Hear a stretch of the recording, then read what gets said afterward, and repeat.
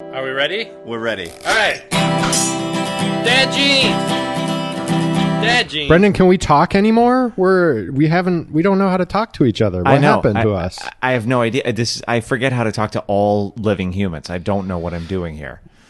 Yeah, I kind of feel that way too. I'm at a loss in every conversation, and it's like a constant state of treading water. Am I wrong? You're not wrong. In fact, you might even be right. And I have this question for you. Do you find yourself addressing your children as if they are your siblings? Like, do you get into the tone? The tone I have with Oscar at this point is as if we are brothers screeching at each other. Right. Like, give me that. And stuff like that. Why are you doing that? Let me in the bathroom. Oh, God. Emily. And again, Emily loves that part.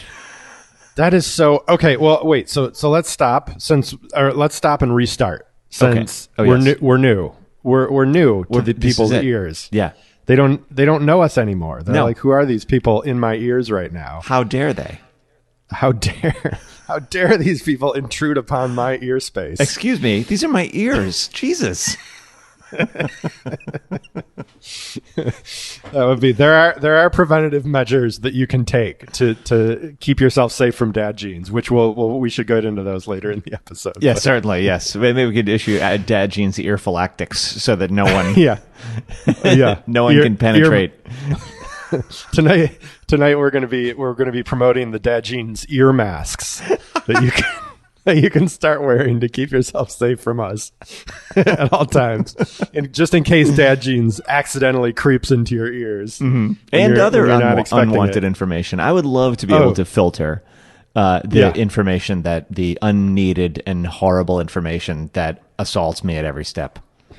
Oh God, yeah, ear masks might be not a bad idea, actually. We might. Ear blinders, deafeners.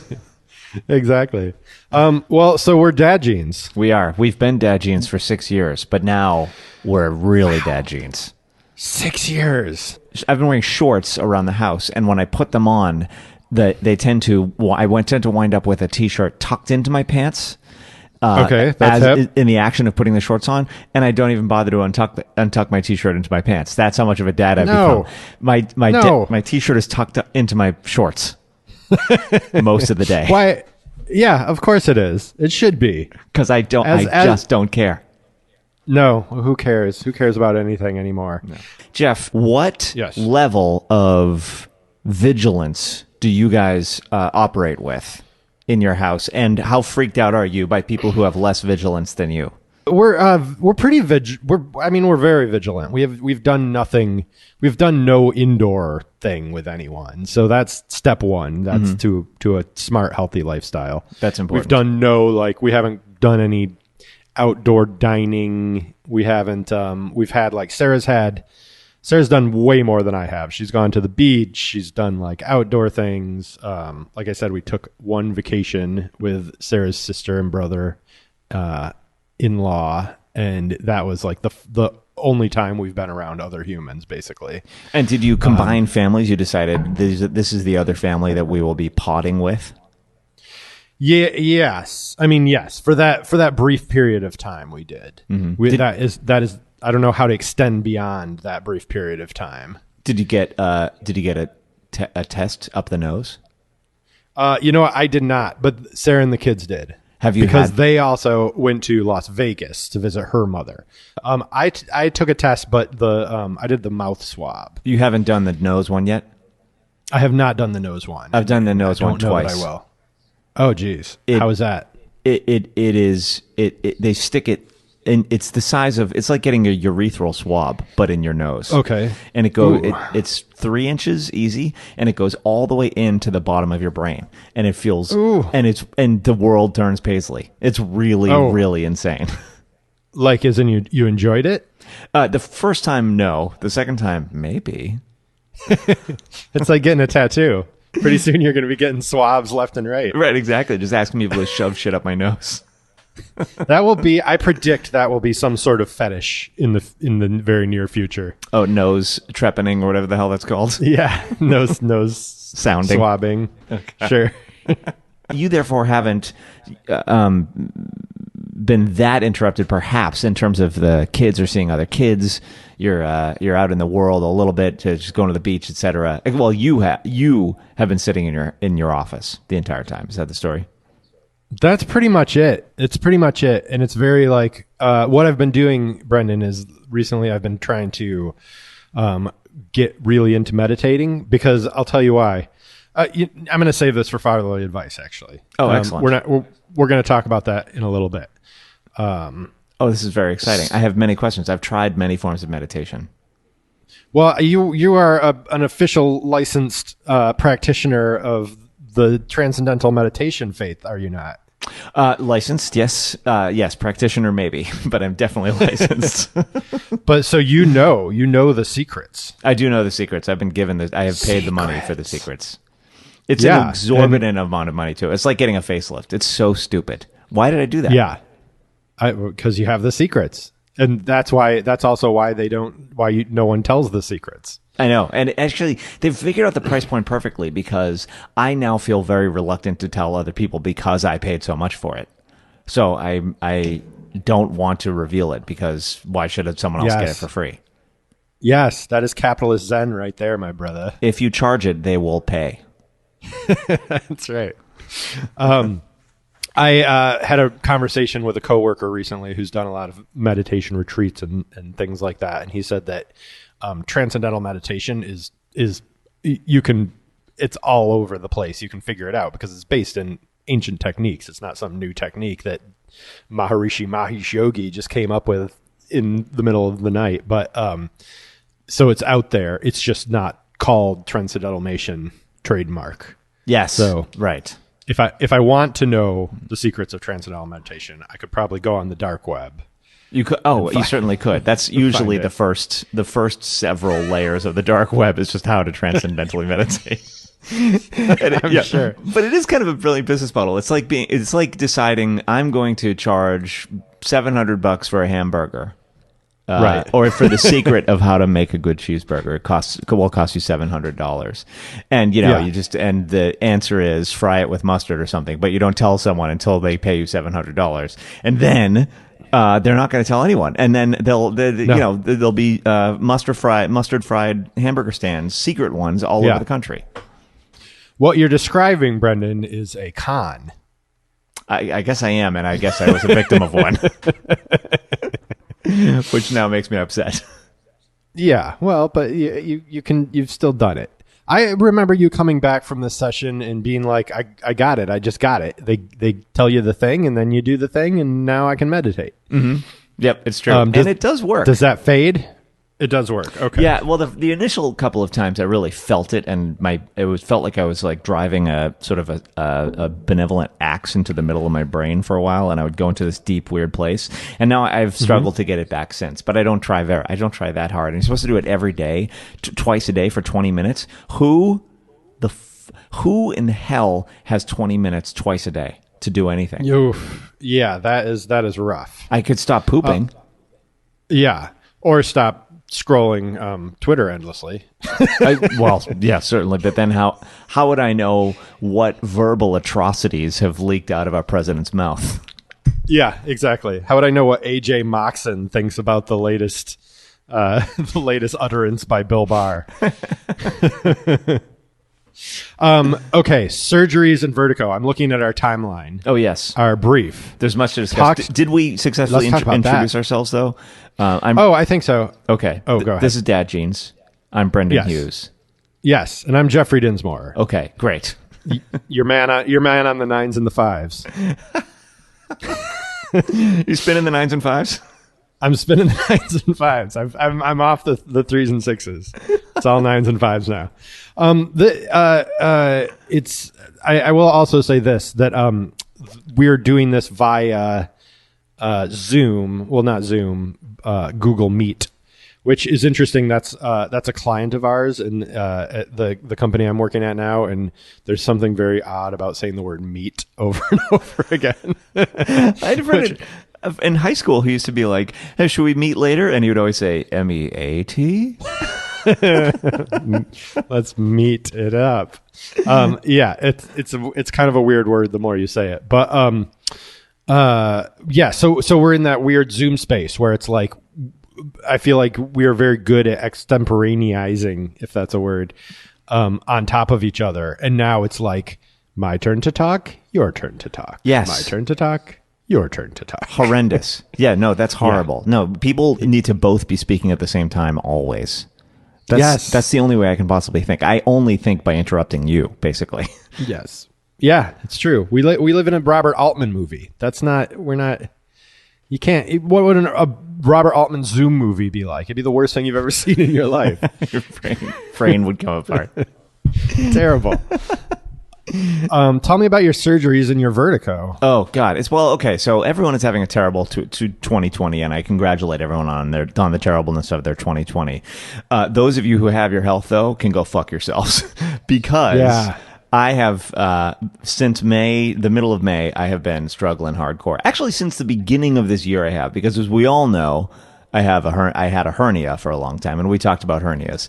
And listeners, devoted listeners, will know that I started talking about the fact that I had a hernia in January, but I just I finally had the surgery 2 weeks ago for it. I had to wait 6 months. Good God. 6 months of my guts falling out. But I finally had the surgery, and I feel like $1 million. It was. Do they keep falling out? Like, do they slide, or do they just kind of stay baggy? They would once they're out there. They would retreat every night when I went to bed, and then over the course of a day, they would start to fall out again. And by they, I mean just like one bulbous knob of intestine would appear between my hip bone and the base of my engagement muscle. And as a result, that was really so a lump, and it would feel like it was being electrocuted by a 9-volt battery, basically, at all times. So it just feels like this weird oogie electric feeling. So he went in there, the surgeon went in there and sewed it all up. And let me tell you something. Here in Los Angeles, California, there is a surgeon operating who is quite humorous. He's a very, very funny dude. Dr. Nick? What is his first name? Craig. He is, and I think I drew a pretty good card on the surgeon front, because he's like head of all surgery for Kaiser, and he is also like a professor of some medical school in Irvine, and he's like a kind of a big deal. He's probably giving speeches in tuxes after every like covered in blood after every surgery, and but he's also quite the raconteur. So we got on the phone at one point, and almost immediately began quoting Animal House to each other. And he was like, he had me on speakerphone, and he's like, "Fat, drunk, and stupid is no way to go through life, son." I thought, this is the greatest guy in the world, and I need him to put knives in me, and he did. Yeah, and now I'm better. So does he come into the operating room like waving hacksaws around and wearing a toilet thing on his nose, Patch Adams style? Is that exactly? That's exactly right. He was just taking my sutures. I went back on last Friday to took the sutures out. Actually, although there were no sutures, they just use tape now. So they sliced me open. It's an open surgery, 2-inch scar. Sliced me open, stuffed in some gauze or whatever the fuck stops a hernia. Sewed me back up again, and then it didn't sew me, but then it's like held me shut and then put tape on my incision. And so I go in 2 weeks later, and he pulls the tape off. It's pretty strong tape. It stays on a human body for 2 weeks, despite showering easily in that time. I don't know, 2 times. And he gets out the scissors and the tweezers, and he pulls the tape off, and then he's like, "Here," and he hands me the tweezers and scissors. And I was like, "What?" He's like, "You have a souvenir. These are single use." Oh, Jesus. They're single use. Isn't that ridiculous? He was like, "Why you should be able to keep why do I have to throw this away? It's a good tweezers and scissors. Take them; they're yours." Oh, wow! I appreciate that. Yeah, he was like, "You would not believe the amount of solid waste produced by just your hernia surgery alone." He said, "Oh God, it could fill a truck." Oh my God, are you kidding me? No, and he's like, "We have to throw everything away after using it one time." Wow. Reduce, reuse, recycle. Right. Meanwhile, there's a fucking pandemic raging that no one's doing anything to stop. Right. Exactly. And you go into the hospital, they're throwing away scissors. Let me tell you, Jeff, we need to get out of the podcast game, and need to get into the medical waste game. Oh yeah. I mean, when you're describing your tape, I'm like, 3M is cleaning up on that. Cleaning up. Oh, it's ridiculous. how much is that tape? I'm sure that like the 3 sticks of tape he put on you were easily like $30,000. Oh, no doubt. Yeah. But as tape goes, it was very impressive. Yeah. Well, so do they, is it like a, did it hurt? I mean, that sounds like a very strong tape. When he was ripping the tape off, is it like ripping off a Band-Aid, or does it magically adapt to your skin and not take anything with it? I would call it the strength of gaff tape. It didn't take anything with it, but I will say this. Where the incision occurred is numb and may be numb for the rest of my life. I have a little spot on my body. I'm now 99.9% sensitive as a human. Wow. Are you going to get that robotically replaced at some point so that you can feel it again? I just want to be able to feel in this one golf ball size spot again. I dream of feeling again. I want to feel like a man. 3 inches from between my groin and my thigh. Yep. Is you wouldn't believe how many nerve endings are there and how important they are. And yeah, I would say that might be erogenous. I don't know. I've never. Who knows? It is now. Everything's a fetish. You're sticking things up your nose. You're touching your numb spot. Since this is a male centered podcast, I'm going to say one more thing about the surgery. Yes, please. My particular hernia was right inguinal, which means that there's this channel of nerves that runs down into the testicle area, and that was where the intestines slide through and present themselves, and so that we had to stuff the mesh up there, and because there's this big incision and there's a lot of like light internal bleeding naturally afterwards, or weeping of the wound or whatever afterwards, everything drained into all the sort of like the drainage from the wound went internally into my genitalia, which then began to look like a Dr. Seuss character. For 2 weeks, it had black stripes and purple polka dots, horns. Oh my gosh! And was riding a really crazy bicycle. So your balls were a couple of like testiferous trees or something. Yeah, exactly. I didn't even recognize myself. It was also monstrously huge, and I kind of felt like $1 million in that department, except for the fact that it was unlookable. It was like unsightly, I guess would be the word. So huge, but fucking bizarre. Wow. Were they very sensitive? Not sensitive enough for my taste, actually. No, because there was also some numbness in that area, but that luckily went away. Okay. And are you a heroin addict now? Was that another? Yes. He gave me the opioids. And he was like, well, look, I was like, do I have to take opioids? And he was like, you're going to want to take them. But look, if you take them for 5 days, you'll be addicted for the rest of your life. But if you take them for 3 days, you'll be fine. And so I was like, wow, that's a tight window.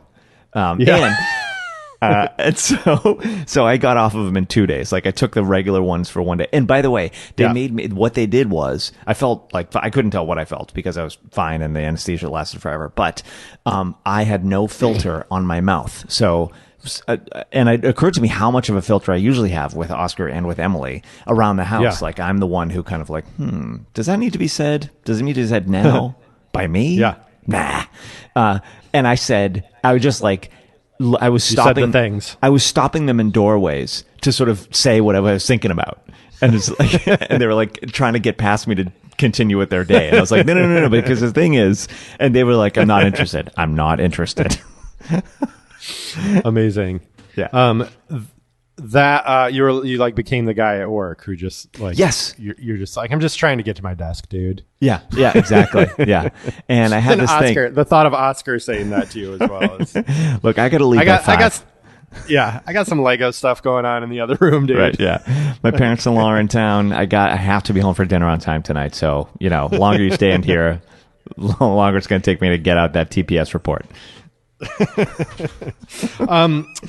Okay, wait. Was I going to say add something to that? I don't think I was. I think we should get into our new segment. Oh, let's. Grave New World. We're all gonna die 'cause it's a grave new world. It's a never-ending shit show and we're all gonna die. It's a grave new world. It's a grave new world.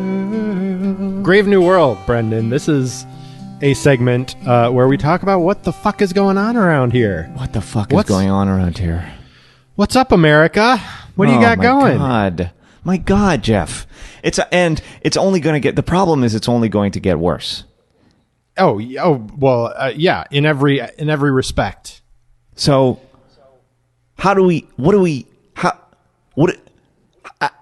we're in the middle of we're in the middle of the descent, the middle of the suck, the middle of the roller coaster hill going downwards. How do we help our listeners cope with the fact that it's going to get yet darker before it gets pitch black? Ugh. Well, okay. First of all, I want to hear about why are you making these statements? What is your day like? How is it being trapped inside with Oscar? Are you teaching? Are you doing other work? Are you managing your life? Like what? Describe being a dad in the time of COVID. I'm glad you asked, Jeffrey. When this first began, I found myself feeling like, oh my God, I think I like my wife and son. We were having a really good time together. I mean, I felt that I feel like I've said this on the air before. I felt that the churn of life was impossible, and there's like the capitalist monster was eating all our faces off before, and I barely knew I barely knew what was going on, and I just kept getting decked by waves, and then all the waters became very calm, and suddenly I was like, oh, this is actually kind of awesome. I'm having a great time. It was like a little vacation for a little while there. Yeah. And we cared about each other for a couple of weeks. That was brief, yeah. Because usually the first responders are the liberal coasties who are like, let's set the tone. And sure enough, after a little while, the interior gets involved, and then everything becomes rugged and individual, and then everything sucks. Yes. And then the hippies are killed and eaten and turned into... exhaust from trucks or something. So anyway, my point is, I had it was great at first, and it's still okay. And I've got some freelance work that has been coming in, and Emily has started shooting again, crazily enough. And she struggles to sort of stay away from people while she's shooting and all that. So financially, this could have been a lot worse than it was. I got very lucky in the beginning with a ton of a weird amount of freelance editing and stuff like that. So Emily took the first shift with the homeschooling of Oscar. And then school just ended. And what are we going to do? Sit him in? We're still Nazis about screens, So and that sets up a very difficult situation where these 10 years really are about helping Oscar find Legos. Like our careers aren't advancing. Nothing's really happening. We're not that I'm complaining. It's a wonderful thing, and we're doing a lot of bonding. But I have to accept the fact that ultimately, when it comes down to it, because we try to expose him to screens so little, it's very full contact demanding in that department. How is that possible? I mean, we give our kids 12 hours of screen a day, and they're still up our ass all the time. That's interesting to know. Okay, I've been wondering, like, if we just put them on screens all day, would we get something done?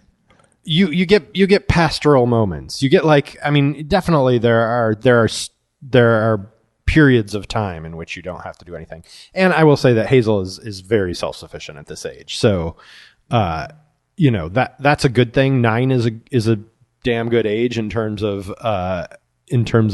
being able to to just go off and do something all day, and we don't really know what she's up to. But Eli is still, 5. He's 5. He's still 5 in need of a lot of help, Well, yeah, a lot of interface.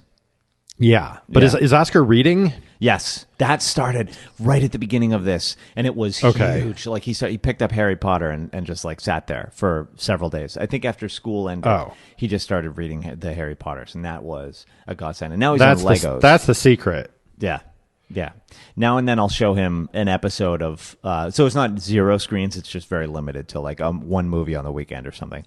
But sometimes, I showed him an episode of Lego Masters, and that took care of a week where he was just in his room clicking away. Wow. And that helped a ton. See, that's what you're supposed to be doing. You're supposed to be giving them a thing to inspire them to do a thing. We just give them the thing, and the thing wants them. Then they want more of the thing. They want to watch more of the thing. They don't want to go do the thing. They're not like watching the series about the intrepid young newspaper reporter and being like, I'm going to go make a newspaper. They're like, want other show about newspaper reporters. Well, what is Hazel doing in her room? It's top secret. It's unknown, unclassified. We don't know. She's gotten into Zooming with her friends. She's at that age. She is now a social creature. So she's doing a lot of that. She does have, she reads a lot. She actually is making her own newspaper now, which is fun. So she does things, but it's still like there's a lot of like we're just very not we're not on top of anything. We're just like we have these two. We've never bought an iPad. This is one thing that I'm slightly proud of in my life. But we have been gifted 2 broken iPads. Mm-hmm. So we have these busted ass old iPads. Same. And if the kids can get to the iPads, then they can use the iPads. That's fine. So she's like got this there's this game called Roblox, which is, have you heard of Roblox? I have heard of Roblox. I don't really get it. I mean, it seems like a shittier version of Minecraft, where you're like playing other people's creations, in this weird game world, this blocky game world. But, so she does that, and I don't know how much time she spends doing that, and I don't want to know. They've gotten into Animal Crossing, which is the bane of my existence. Oh yes, everyone is playing it. Like AOC plays this in her yes. at the end of the day or something like that. Yeah. I've heard about this one. Yeah, if they were hanging out with AOC, I would be okay with it, but I don't know that they are. They're just like pulling weeds. I'm like, we have weeds in the yard. And that's the most dad thing I could ever say. I'm like, weeds. Yeah, exactly. Why are you pulling these digital weeds? We got real weeds out there. Yeah. So I don't know. I mean, it is a tremendous amount of screen, way more screen than I would like to, and our abilities to, we don't discipline. Like we're not like, if you don't do what we say, then you're going to be punished. You're going to sit in your room. Guilt is our form of discipline. Like, we're going to be very disappointed if you do this, and it doesn't make a difference to them. They don't give a shit if we're disappointed or not. That is Oscar. Also, Oscar's the same way. He doesn't give up, and I'm actually like, oh, good. That will serve him well because I have spent my life doing cartwheels for people who didn't deserve the cartwheels because I felt guilty. Oh yeah, they managed to make me feel guilty. Fuck that. Oh no, Eli is 5 years old, and he's just so like emotionally developed in certain ways where like, I'm like, I'm going to be disappointed if you don't do this. And he's like, that's your choice. You can be disappointed. Like, that's okay. I'm like, wait, you're turning this around on me. He's like, God, he cracked the code. He did. Totally. He's like, you don't have to be disappointed. That's your choice. That's amazing. Amazing. Thanks, Eli. We can all tear a page. Yeah. So, but have you been super locked down? What's your Yeah. I don't. I go days and days. I think, in fact, I'm rocking a vitamin D deficiency at this point because I've never cared for the sun in the first place. I don't know why I moved to this godforsaken cement hellscape. But who needs the sun? Oh, sun! Fuck the sun! Fuck that thing! I'm so done with that thing. So I go many days in a row, not even leaving walking out into the yard. Yeah. Wow. But you have such a lovely little yard. You don't just want to go out there and like have a coffee and a cigarette sometimes. Oh God, that would be nice. Or build some sort of Marwin call situation out there. That would be great. But Emily does garden. We've been eating a lot of Emily's garden spoils this whole time. Oh, that's nice. Emily was made for this situation. She's basically a homesteader already. Oh, absolutely. And she loves this challenge, like being frugal, growing your own food, rationing everything. She's totally into it and is very good at it. Wow. So you're just letting her, she's okay with being the domestic management No. official right now? Full of resentment about it. The fact that I am totally useless, and I feel terrible being useless, and I want to be less useless. But it's almost like, Brendan, could you fly the 747 real quick? And I'm like, I could try. What does this button do? You know what I mean? Yeah. Oops. The pilot just got thrown out. Don't let Brendan fly. Tell me about like how is like do you have any alone time? No, none. Like, Zero. Like in our world, yeah, we have none. And the kids, Eli, we can usually get to sleep by like 8. Like he's still like of the age that he's like, okay, it's bedtime, and he does that. Hazel just stays up with us now, and I'm just like, there's no nothing. There's no end of the day. The day never ends. Right. Oh yeah, it goes on forever. It will it will expand to fill the time available, the day. Yes, exactly. And then I wake up 7 times during the night, and that's still the day. And then it just becomes a new day somehow. Oscar, we just call it a new day. We go to bed. Emily goes to bed very early because she gets up at like 4. So she's in bed. She climbs in bed around like 7:30, and is reading for a second, and then usually turns off the light around 8:15. At my best, am doing the same thing because we do get up at 4 or 5 or whatever. I was up very early this morning, and then that is the alone time before Oscar gets up. Meanwhile, Oscar, we kind of like rescinded bedtime. And he has what's now called room time, where he used to go to bed at 7. We were really good about this stuff. Like he was lights out at 7, and he would actually fall asleep. And now we are drifting off at 8:40, and we hear his lights on in his bedroom, and he's like clicking away on the Legos or something. He's doing something, but we don't know what time he goes to bed. He's like up long past both of us, which is a very, very bizarre thing. And then he sleeps until 8. He's become a teenager already. Do you have any guesses as to when he goes to bed? Like, do you ever wake up at like 3 a.m. and walk in there and he's still playing away? My God, that'd be insane. Do you think he falls asleep at a decent hour? I think it's like 10. I think he goes to bed at 10. Oh, 10 is a perfectly fine time for a kid to go to sleep. Yeah, right? And wake up. But are you consuming media? What's your screen life like? Lately, it's very important in these times. It is very important in these times. Lately, I have been afraid to go to sleep because I've been having vertigo attacks at night. And that has led me to stay awake. Like Emily goes to bed, and then I come in the office and I just watch Netflix and try and make myself so tired that I'll fall asleep fast, and then I go to bed. So that's been actually a nightmare, a living nightmare. But wow. So the answer is. I come in here at night, I guess, while he's in there clicking away, and I've been watching dumb shit. Dark. Have you ever seen Dark, that German television program? No, I've never heard of it. It's dark. Dark? It's very dark. Okay. It's as dark as like if you imagine like a German thriller. About like some town, and there's time involved, and child's missingness and all this kind of stuff, and just Germans being very severe with each other. It's very it's really gripping. It's something else. Interesting. Is it but it's a drama? It's quite serious. Quite serious. I'm not sure there is such a thing as a German comedy. That is true.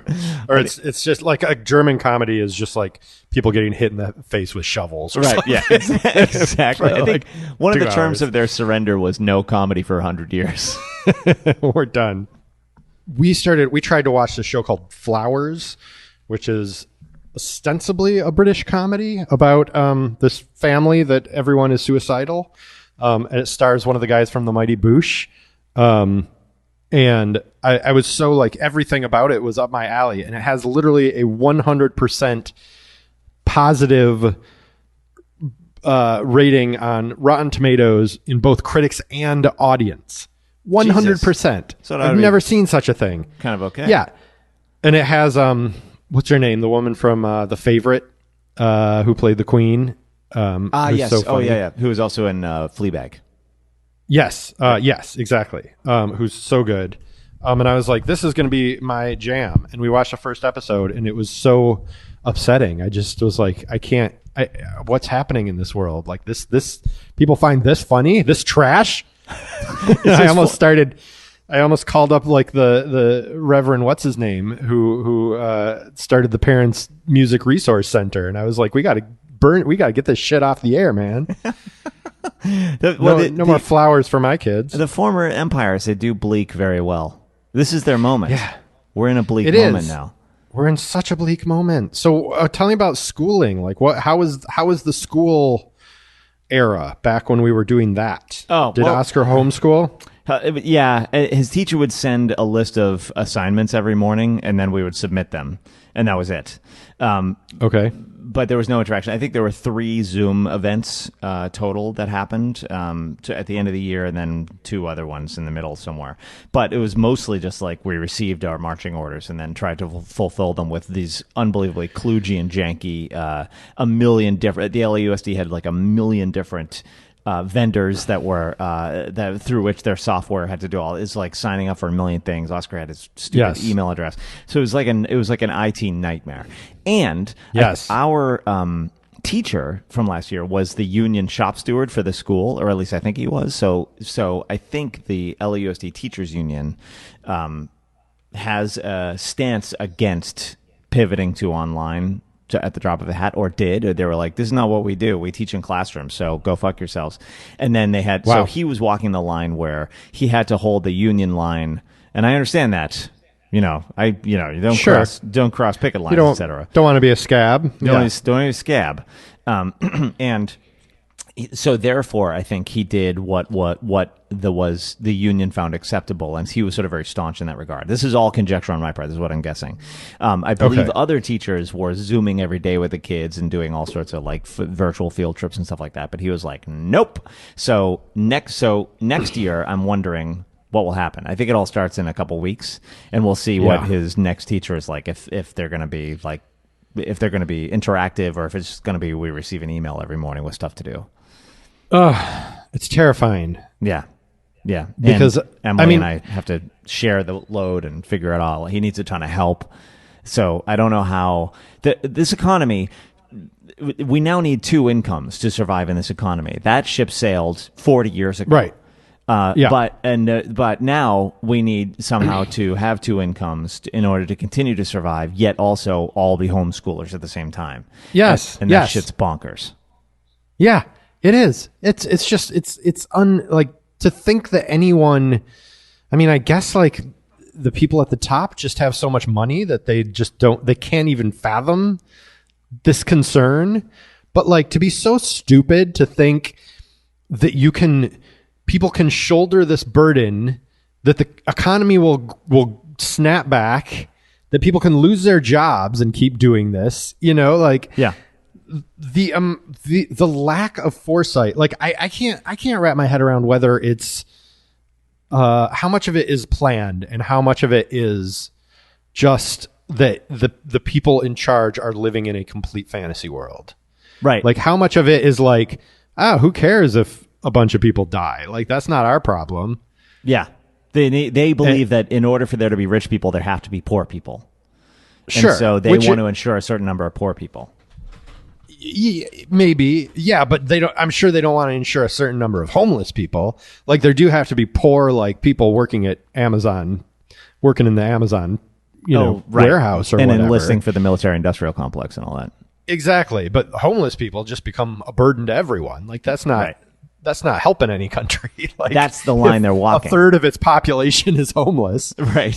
So they have to. Keep us busy enough and broke enough that we don't pay too much attention and we scramble the whole time.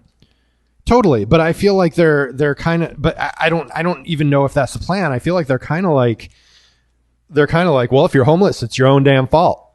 Right. Like that's the attitude, and they don't understand the ripple effects of saying that to a third of the country is not going to pan out well for them eventually. Right. It's like they're not even looking after their own interests in this respect. Yeah. Yeah, exactly. Because the first people we eat are the executives.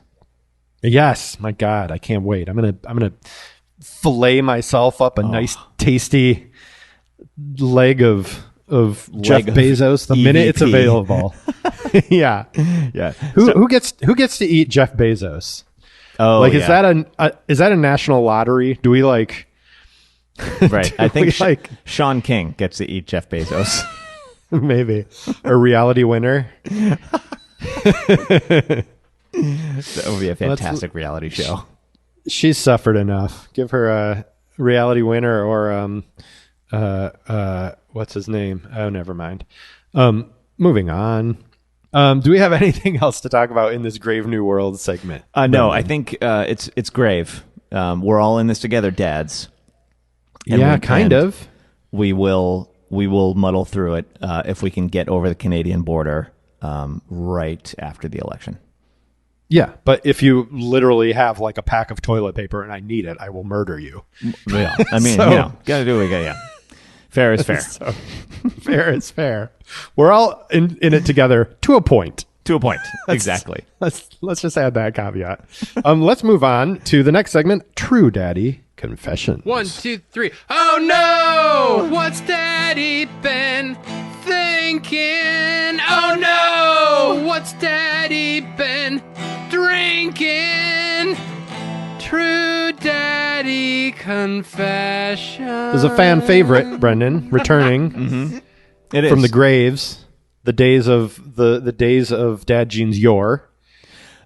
You have something to. How long has it been since your last confession, my son?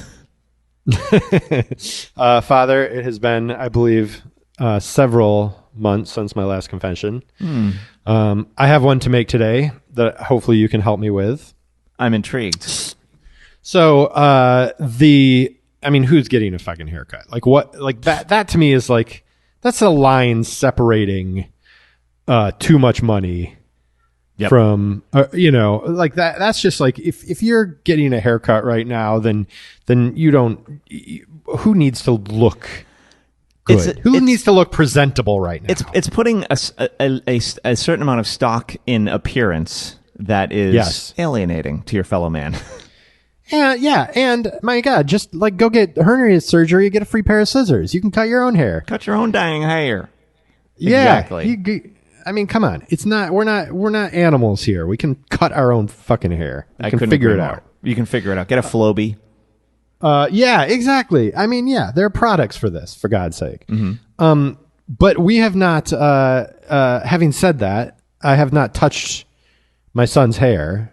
I have a little bit, and he's decided he wants to become a long hair. A long hair. A long hair, yes. Interesting. He's got that awesome blonde hair. He does, and so he made this decision, and I've been. I don't want to, I don't know where to stand on it. I don't feel comfortable critiquing his appearance. And I don't know how much I care, but there is something like unkempt about a child with long hair. Jeff, am I hearing that it sort of bothers you a little bit? A little bit. And you are the child of a long hair.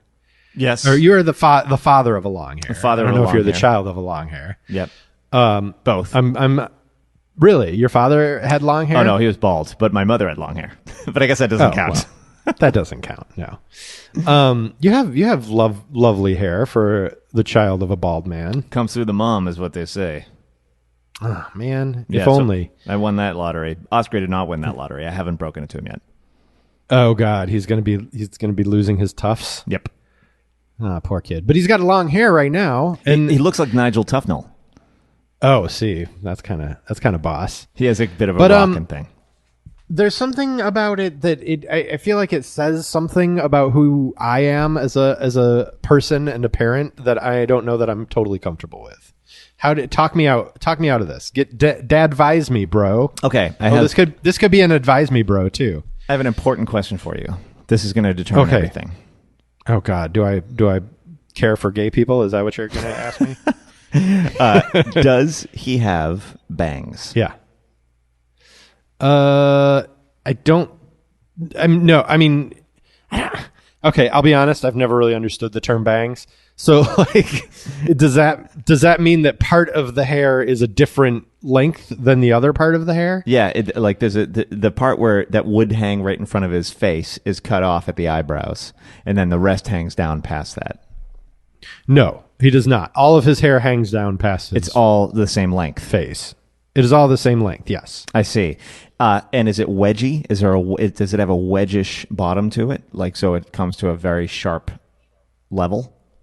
Like a page boy? Kind of, yeah, like a page boy. I guess it kind of does that naturally. Yes. Okay, then here's my next question. Okay, good. Is your issue? I appreciate you preparing for this, Brendan. You're quite welcome. I've been giving a lot of thought. Yes. Is your issue? I challenge you, Jeffrey Dinsmore. Please. That challenge. Is Gauntlet it, thrown. In fact, your issue is the fact that he has long hair or the wrong long haircut. Ooh, is it an that's aesthetic a great question? issue? If he was rocking the David Lee Roth look, like circa Panama music video, yeah. If you cut it into like layers and gave him a blowout, so you look like this sick heavy metal mother fudger, right? And every time you looked at him, you're like, "That's the fucking coolest kid of all time." Would it be different? You know what I mean? Like if you looked rock and roll versus what it sounds to me is like he looks a little bit new wave, maybe. Oh, interesting. Yeah, maybe it's just jiving with my musical aesthetic. Is that the big thing? No, he's right in my wheelhouse, man. He's indie as can be. He is twee boy number 3 on the call sheet. Have you tried tortoiseshell glasses and rolled up sleeves on the blazer?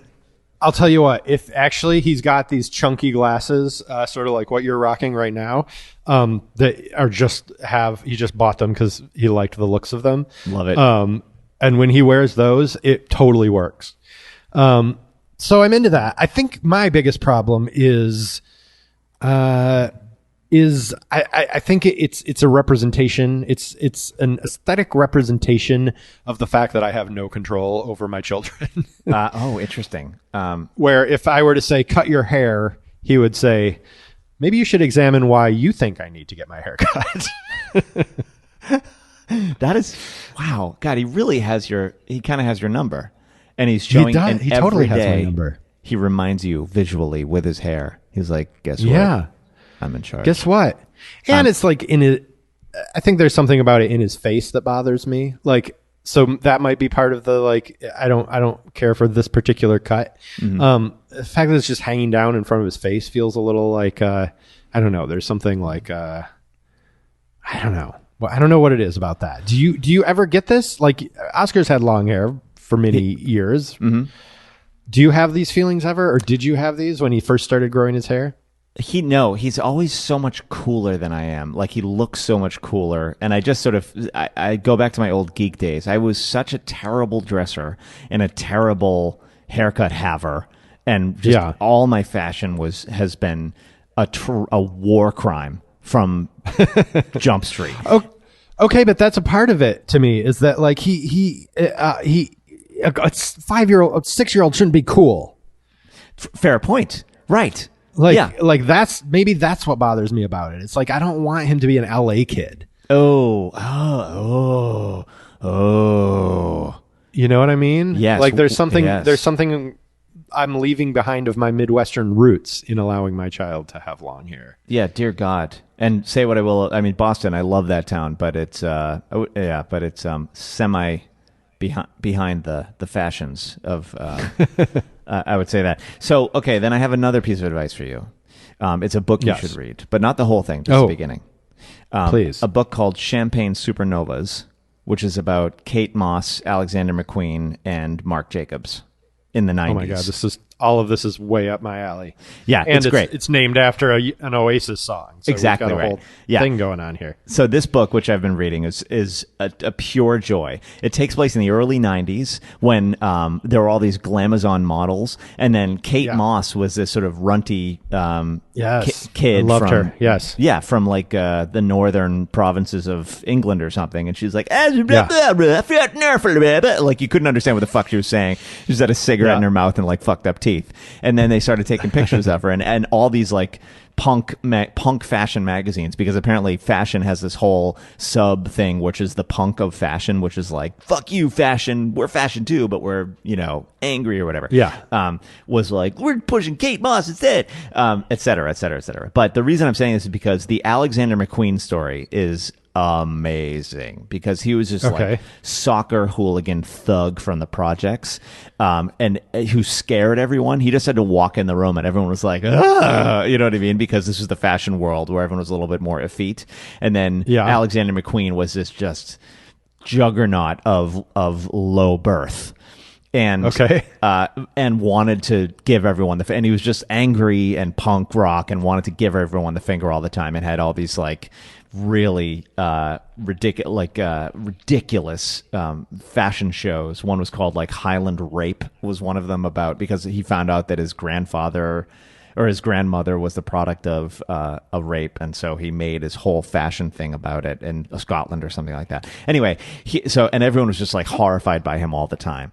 And reading it, you're like, God, I'm so glad he's dead now. He died of something I think an OD in like 2010. But you're like, I'm so fucking psyched that Alexander McQueen was on the earth, and we need to find and protect all the Alexander McQueens of the world. And I am not saying necessarily that Eli Dinsmore is like Alexander McQueen in any of the ways I just described, but that kind of energy of that kind of a bold statement energy that you're like, there's something, it's just under my skin, is so awesome and must be cultivated. And this book will help you remember how to celebrate it. Oh, well, I appreciate that recommendation. I think I'm going to take that. Excellent. That sounds like my kind of book. Fabulous. Okay, I'm on board. Thank you. You're welcome. That fine advice. So that was a True Daddy Confessions. That was an Advise Me Bro, and that was a leisure class, all in one. All in one. I know we're slamming through it. I have advice to ask of you. Oh, yes. I'll give it to you. Okay, many years ago, Emily and I were in couples therapy, doubles therapy, as we like to call it, and Canadian doubles therapy, actually, because there was only one therapist. And we, the therapist was like, what is your picture of perfect marital bliss around the house? And Emily described let's say we were like larfing and tickling each other while we did the dishes or something like that. Who knows? That definitely wasn't it, but I didn't bother. I didn't bother listening or remembering what she said. Emily's like pure solitude. Right. Oh, but that was me. That's funny you should say that because I was like, okay, my picture of a perfect moment is Emily is somewhere doing something that she's focusing on and getting pleasure from, enjoying, or some project or something. Oscar is quietly playing somewhere, doing his thing, and I am off doing my thing by myself, like focusing on my own little project as well. Like we all have our own little projects, and we're all off in our separate spaces, quietly working on them. That's my picture of marital bliss. And they both like long pause, and they're both like, huh. Oh no. Because that's no interaction. That what you're describing is an aesthetic lifestyle. Yeah. Exactly. Exactly. This sort of monastic thing where we're all just like making jam or whatever monks do these days, or beer. Okay, so it's all of that plus sex once ever so often. I mean, every other birthday I'll do. That's essentially a marriage. Disgusting business, but yes. Okay. So should I feel shame? Because I'm always game for shame. Yeah. And should I change myself to be a better person so that my marriage will be better for my wife? Well, I will get into this slightly in fatherly advice. My fatherly advice, which I just realized in the first segment that I'm going to give today. Oh, excellent.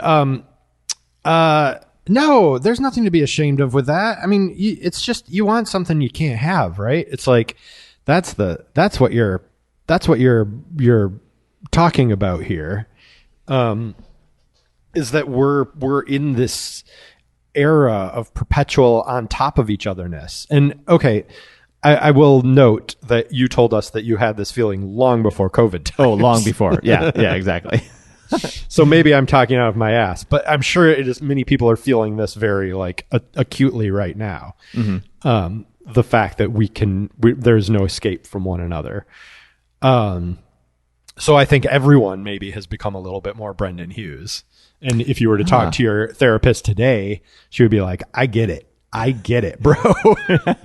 I know. Yeah, she was like, everyone, how about a day of no interaction, a day of avoiding each other? Right. Yes. But I mean, is it like okay, so Emily is gone for long stretches of time. That's true. So you got that, like that separation was delivered to you on countless occasions. Right, which I never take note of because in those times, it's not true anymore because she's been just home so much, which is actually great because saying all this, we have completely become a unit of three very vivid personalities, and it's very fun, and we have a lot of fun. We laugh a lot, much more than we did when That's awesome. When we were capitalists. Now that we're all communists, life is fucking great, I have to say. It's together. It's emotional. Yeah, we're just like together all the time. We have a ton of inside jokes and everything's great. And actually, we do have these moments now and then. There'll be about 40 minutes cumulative a day where we are indeed all off doing our own thing, and I breathe and I'm like, oh, this is great. This is just what I pictured. If only it could be like this 16 hours a day. I but know. Then we have to eat and we have to find out about each other and all that kind of stuff, which is fine. Yeah. I mean, that's the thing. You want it for the amount of time that you want it, and then when you're done with it, you want to be able to say, I'm done. Now let's get together and be a family. But the thing I've noticed, like in my family unit, is another thing that I've noticed. But the thing that is that, like, you have no control, right, in this world of having a partner and having children, and like everyone brings their own stuff to the table, and that's a never-ending source of frustration to me. Like last night, I wanted to show the kids Big.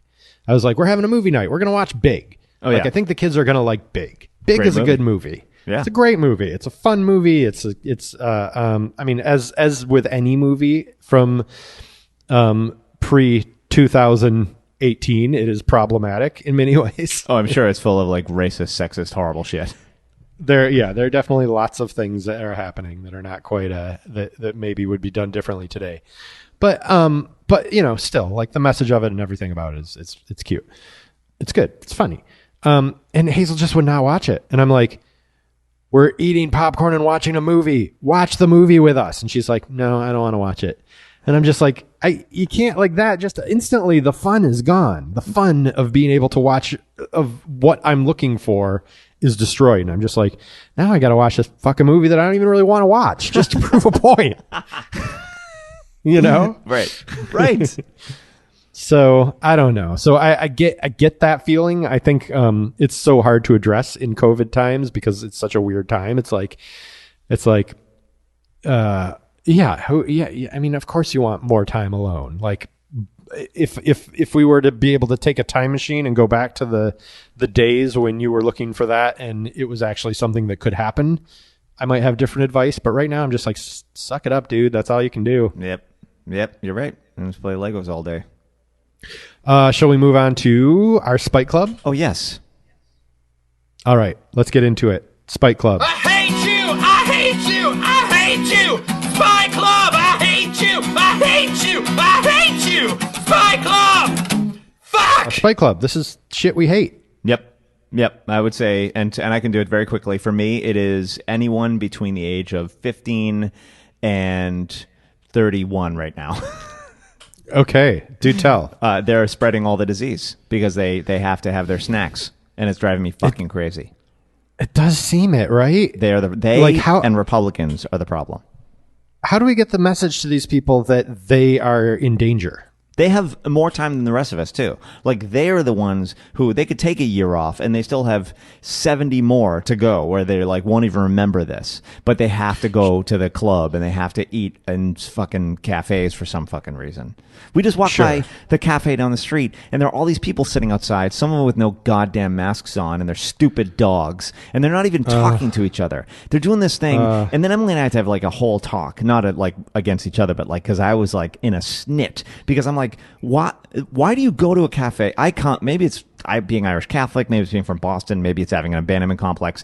But if you're going to meet a friend at a cafe, it's because you have a fucking gigantic problem that you need their help with, or you have a really funny story to tell. But people who just go and sit there and stare off into space, what the fuck are they doing? And like, shouldn't they be engaging with? You left your house. And I just don't get it. And then Emily was like, well, sometimes just the togetherness. She has a whole other take on it. She's like, sometimes they think they want the feeling of togetherness. And I'm like, how do you find another human where you're like, I'm going to be boring, you're going to be boring, and we're going to sit here sitting here doing nothing and staring at just like experiencing life with no pizzazz or panache, and somehow I found you. I don't know how, because I have no personality, and you found me. And how are there meetups, or are there like chat rooms for people that have no personality who are like, can we go to a cafe and just be fucking boring idiots who have our dogs and don't speak and don't wear masks because we're young or we're gonna kill the rest of the world? There must be. Yeah, and that's the other thing during a pandemic. Like, go sit there and be boring when there's no disease creeping around every corner. Yes. Yeah, exactly. But meanwhile, they're just sitting there. Oh my God, what the fuck? So I'm like, congratulations on your disposable income, or whatever the fuck you're doing, or these sunglasses, or this or your influences, or whatever the fuck it is. But you are a fucking bioweapon right now, and you need to go back to your stupid apartment and post more stupid shit in the privacy of your own goddamn bio hellhole. There, I said. Yeah, and we should say, okay, I think the millennials have this experience has turned me around to being fully on the millennial side in some respects. Oh, sure. That they've gotten fucked at every turn by society. Definitely. B, we're sitting there a couple of years ago, it's like de rigueur to be like, oh, the millennials, they come in and they complain about how hard work is and how it's not a diverse workspace and they don't get, and all that shit was dead on. That's true. Right now we're seeing how right they were about all that shit. Definitely true. None of that fucking matters right now during the times of COVID. Like we're not, like none of the things that we were like, oh, you gotta just put your nose to the grindstone and work hard. Like we had to pay our lumps. It's just like, no, they sensed that the disaster was coming. They were the canaries in the coal mine. That's a fair point. I should have a hard look in the mirror about that, because you're right about that. And they have been fucked. Yes. But I shall say the millennials who are getting fucked, and there are many, many millions of them right now, are not sitting at a cafe drinking a $9 cup of coffee. Oh, yes, you're right. So these people you're discussing, those are the privileged people. Those are not the people who have who my sympathies go out to. Amen, brother. Okay. These people who can be boring, who can afford to be boring at the cafe across from each other, looking cool and not saying a word, like those people are the enemy. You're totally right. And what you should have done is taken their fucking coffees and thrown it in their faces. Yep. And said, strap some ear masks on them and said, get the fuck out of here. Yes. With you. Yes. Should have brought some of that Westie energy. Or where are you from?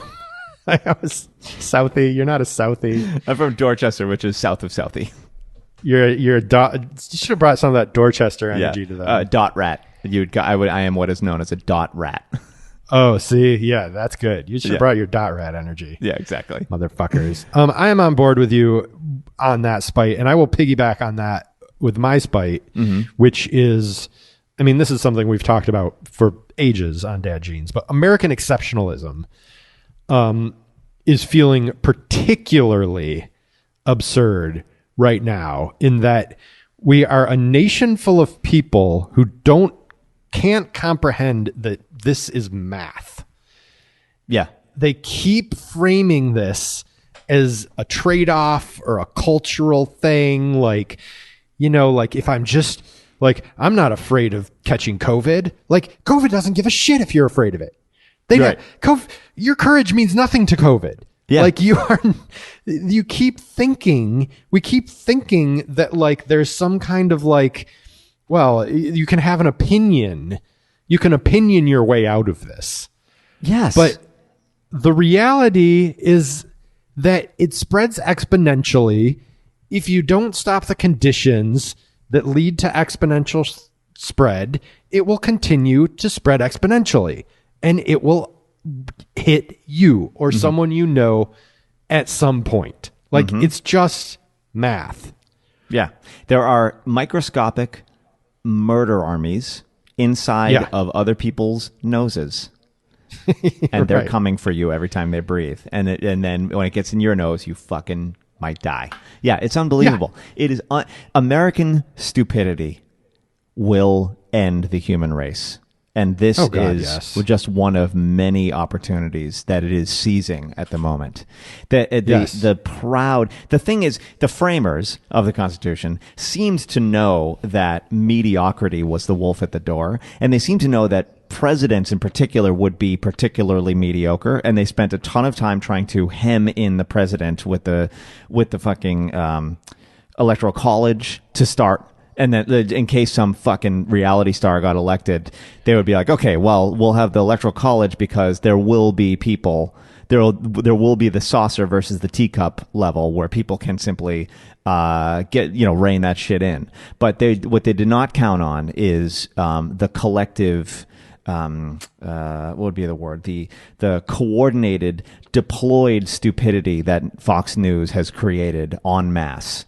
That has made it so that the mediocrity at this point is flooding in from all sides, and democracy is always mediocre at best. But maybe actually that's what it is. They knew mediocrity was going to be the basis, but what was at the door was putrid hideousness, and that's the stuff that's now coming in, and we're losing all our most mediocre people. Sure. Well, and also like what I've read recently is like that they. I know so little about the actualities of any of this shit. Like, I don't think I've ever read the Constitution. Like, I don't know law. I don't know how things work. There's just like a thing in my head that says I feel like I believe how things should work. And the criticism I've seen lately of the founding fathers is that they never anticipated that the integrity of an election would be compromised, in that like they just assumed that there would always be people of good intent and goodwill who would be at that level to be a president. And so like as bad as things got, like there would always be a peaceful transition of power somehow. Like that issue was never quite addressed in the way that it should have been. God, it's so awful. But I mean, it's like you got this guy Bill Barr here, who is the king of law, and like he doesn't give a shit about any of it. So like I'm baffled as to how people think that things are going to go smoothly at all. Like that there's going to be any regularity to this election. People are like, well, we just got to get everyone out to vote. We just got to vote a lot. No, I'm like, I don't see how that's a solution. I just don't see how that's a solution. That's a start, but it's only a start. Like we definitely have to check that. We definitely have to check that box. Definitely. But that's not the only box we check and then everything's going to be okay, because the Russians are going to interfere again. I'm sure because the Russians showed it's possible. The Chinese government will try and do the same thing. I'm sure the Iranian government will try and do the same thing. Like everyone is trying now to infiltrate, now that there's a playbook for it. And that's just from the outside. From the inside, of course, Donald Trump will decide that he doesn't accept the results, and then it'll be a whole thing. Although what this means is that it's President Pelosi on January 20th, which is kind of humorous. I mean, I don't think for a second that it'll get to that point. Like who's gonna do that transfer of power? William Barr? Like that's probably the same. Like if you believe in that, then you believe that a president will definitely get a justice on the Supreme Court in the last year of his term. Like no, that's there are structures in place that have to make President Pelosi happen, and that will.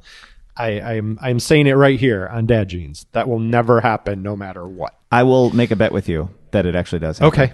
I'm willing to bet with you that Nancy Pelosi, the speaker, and maybe it won't be her, the Speaker of the House, whoever that is, maybe it'll be AOC. Yeah. Wouldn't that be awesome? It will get all the way to January 20th, and there'll be a brinksmanship thing, and it'll be in the courts, and they won't be able to resolve it.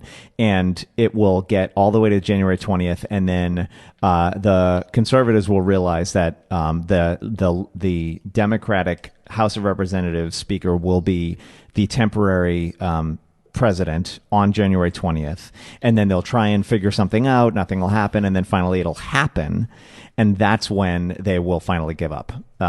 So Nancy Pelosi will be president for 3 days, January 20th, 21st, and 22nd. Wow. And then finally the Republicans will have to back down. That's my thought. I still think like all of these things depend upon a vote counting for something. And I just think we're past that. Like if that's just like Donald Trump's just going to declare victory.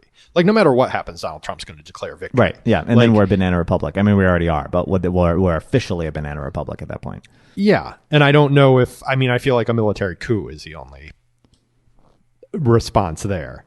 Like that feels far more likely to me than Nancy Pelosi being the Speaker of the House becoming president. But I will take that bet. For one hands-on massage, you have to break quarantine and give me a full body massage. Done. Vice versa. Or you can show up in your Spinal Tap vein outfit if that makes you feel more comfortable. And just absolutely. like kind of beat me about the face and chest with your plastic tube. Yeah. Or with the didn't they have a cucumber in a sock? I'll take that. Yeah. Yeah, hit me with your sock cucumber. Brendan, so shall we move on to our final segment, fatherly advice? Yes, let's do it. Help me, Daddy. Fatherly advice. Help me, Daddy. Fatherly advice. This has been a long episode. We've had a lot of laughs. We've had a lot of fun. Mm-hmm. It's good. It's good to hear your voice again, Brendan. And your voice is like delicious nectar in my ears. Yeah, same. I don't need to wear my ear masks around you. We should say something about the title of this episode. Oh, nicer, nice, and Hesus Jesus. Yeah, I prefer to think of it as Nicr nice. I kind of like, although now that I say it out loud, that's getting a little uncomfortable. It's a little towards the blast zone of phonetic haplessness. Yeah. I don't think we should be going that way.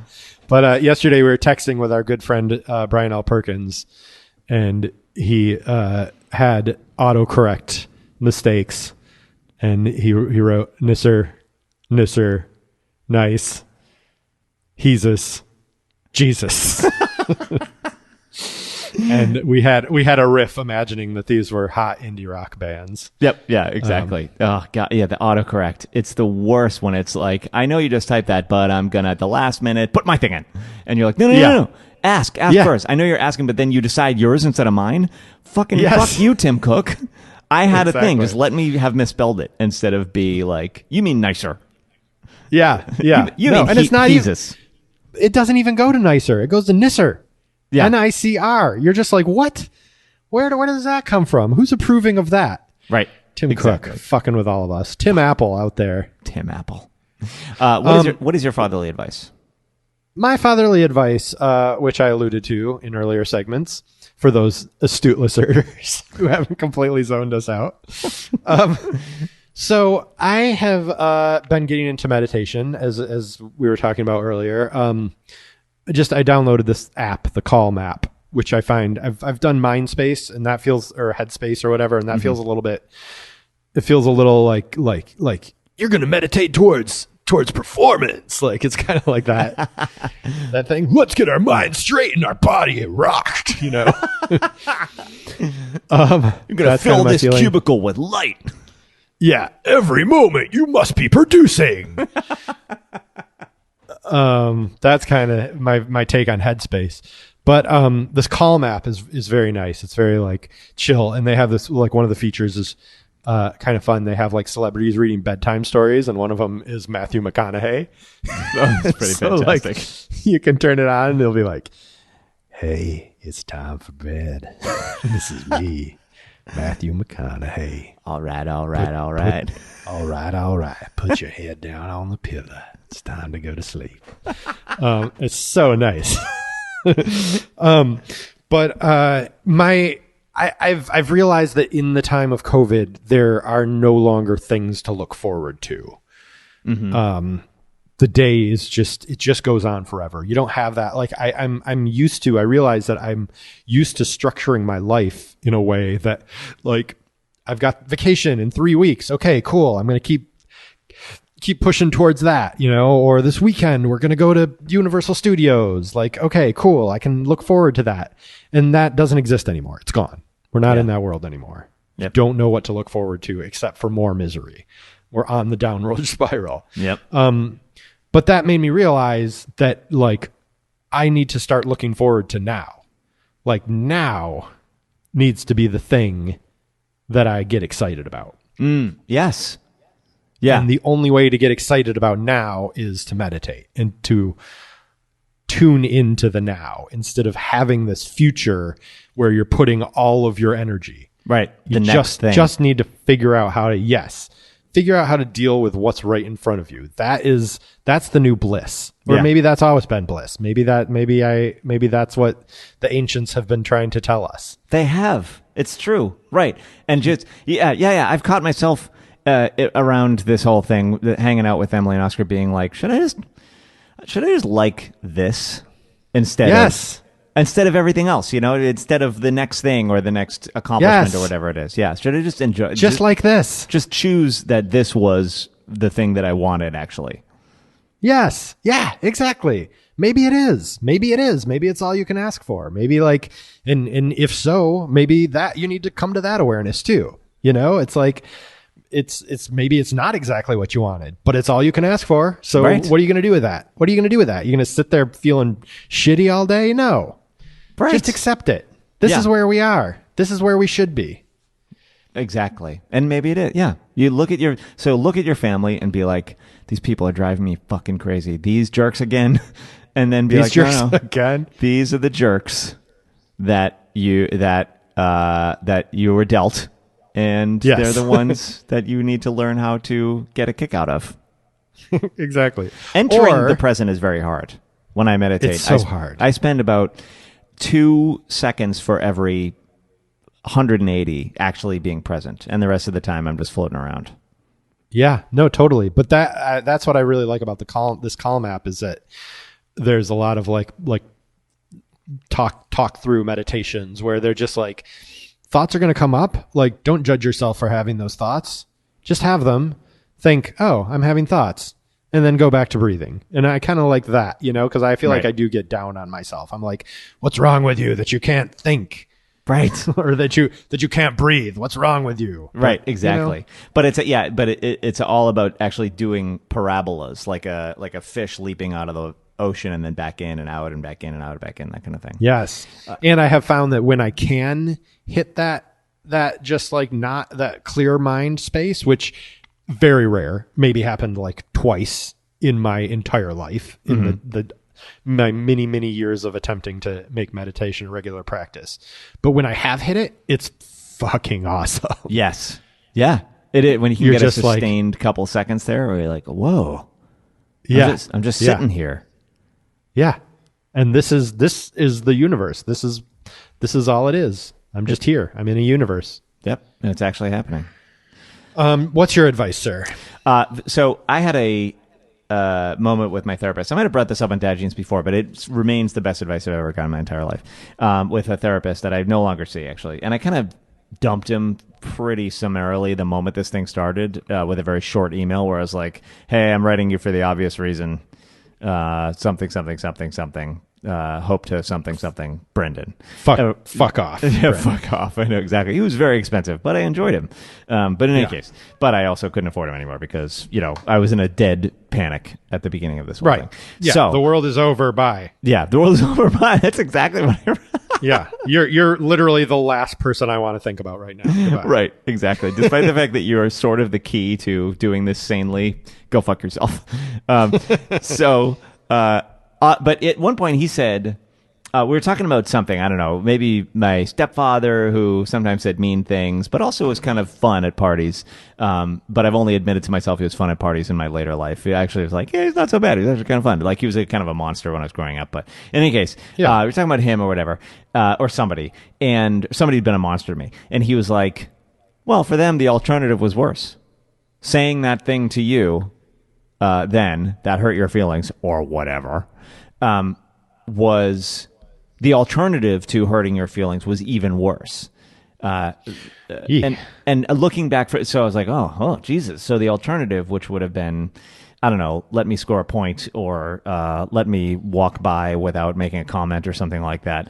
Like you have to do some mental jujitsu to get to the place of empathy on certain of these situations, but nonetheless, you actually can if you do it often enough.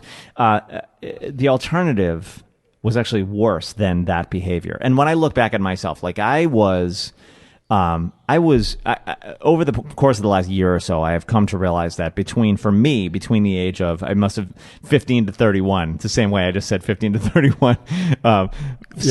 For me, between the ages of 15 and 31, I was really kind of mean-spirited. Like if I went to a wedding where the photographer was cross-eyed, like you'd want to fucking snicker about that, wouldn't you? That's kind of funny. Sure. Like if a wedding photographer is cross-eyed, you know what I mean? Yeah. Some We'd funny have shit. fun with that guy. Yeah, exactly. Sure. So take the piss or like mutter to the person you're standing next to for the picture or whatever.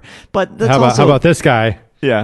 Mr. Yeah, exactly. But also just be mean. So meanness. I was just mean. I think I was kind of mean. I was also nice, and people, I had friends or whatever, and people thought I was nice, but I was also kind of mean. And there were some people to whom you were I bitter. There was bitterness underneath your unacknowledged too. Your kind facade. I thought I was the happiest guy in the world, but back then I was actually really I was a real dick to a lot of people, and I feel bad about that. Anyway, so I've grappled with the ways I betrayed a ton of people. Just was a fucking asshole, and that's all been coming up for me in the last year. And because finally I'm like, oh, there was bitterness. There is bitterness. I feel bitter. So bitter. You know what I mean? Like all of that stuff is happening now. So, but when I apply so I look back and I'm like, fucking Brendan, what the fuck was wrong with you? Then I'm like, but the alternative was worse. So I was like a total narcissist and behaved very selfishly. But the alternative, the void that I was avoiding, was worse than being worse for you. Cruel narcissist. It was worse for me than being a cruel narcissist. And if you look at the world through the lens of whatever horrible way a person is behaving, that the alternative was even worse, even if it's the alternative is virtuous, then you can get to that place of, poor bastard. I'm trying to get to that poor schmuck of former Brendan, you know what I mean? That poor who had to be that way because that blah, blah, blah. So apply that filter whenever you're having a hard time sympathizing with another person. That's my advice. The alternative is worse.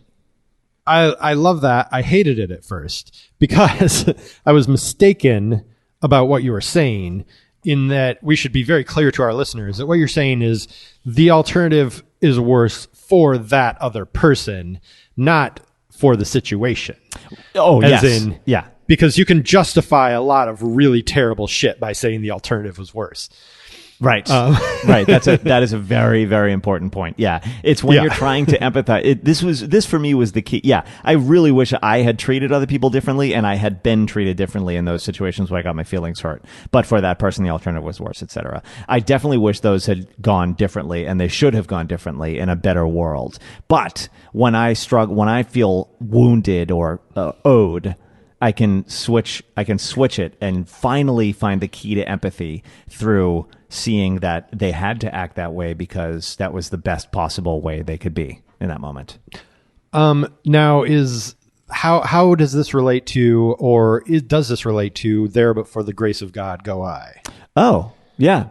Very similar. There's the humility of, right. Which I wish more people said the statement you just said in their daily lives. And I've tried to introduce that to Oscar, trying to leave out the God part because, religion causes war. But it is there, but for the grace of the universe, go any of us. The spaghetti monster. The spaghetti, the great noodly. Flying spaghetti monster, yeah. Yeah. I mean, that's empathy, right? Like being able to understand another person's situation. By feeling lucky in what oneself. we're talking about here. Yep. Yes. Yeah, it sucks, man. There are a lot of wounded people out there. There are a lot of hurt people in this country. And now they're all turning to conspiracy. Ugh. Hurt people, Jeff. Yes, that is right.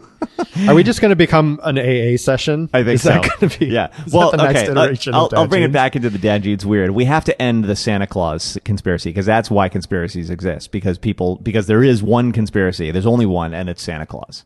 And because of that, oh, that's interesting. Everyone is born into a world where all grown-ups are conspiring to lie to them, this elaborate hoax. They're actually, and that's your first experience of the adult world, is they're all conspiring against you. And so naturally people grow up to be like, moon landing, or whatever, the world is flat, or all these ridiculous bullshit American stupidity things, because primed by Santa. They're primed by fucking Santa Claus. Wow. Well, next week, I think we can get into how to prevent your kids from believing in Santa Claus, because I think I've actually done a pretty good job.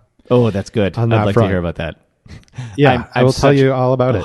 Kicking and screaming every time he comes up. Or did Santa give you that? I'm like, did Santa fucking whatever? Be like, no, Daddy gave you that. Yeah, that was $40. Yeah. I know. We'll talk about it another time. But yes. Brendan, it's been so awesome to commiserate with you again. It has indeed. Jeffrey, I love you. I love you as well. Thank you for saying that. That means a lot. And I'm staring into your eyes, which for you means that I'm looking down at your chest. Oh, right. And I'm looking into the camera. Yeah. So I'm not looking at your face when I say that. See, that's good. I'll do that. Yeah. I love you, camera. Exactly. I love the contraption that looks at me. All right. We've been Dad Jeans, ladies and gentlemen. Until the future, Jeff. Yes. Atobio or something French. Good night.